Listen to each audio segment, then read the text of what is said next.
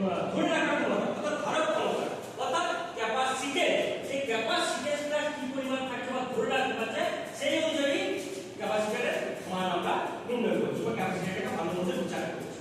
তাহলে এই যে ধারক ক্ষমতা কি পরিমাণ আছে সেইটা দেখতে হচ্ছে এই ক্যাপাসিটরটা ভালো আছে না খারাপ আছে। তাহলে আমরা এটা কিভাবে দেখব? এটা আমরা এইভাবে দেখব, যখন ক্যাপাসিটরে আমাদের কি আছে, এই ক্যাপাসিটরে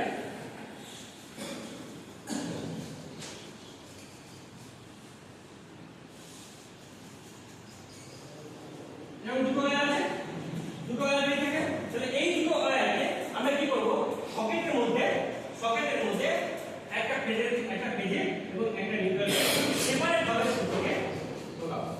সুতোকে ঢোকাবো, এবার ঢোকানোর পর ওটা তার সুইচ অন করবো, সুইচ অন করার পর তারপর আস্তে করে বের করার পর এবার দুটো গ্লাস আমরা চার্জ করবো। কি হবে, তারপরে শেখাবো।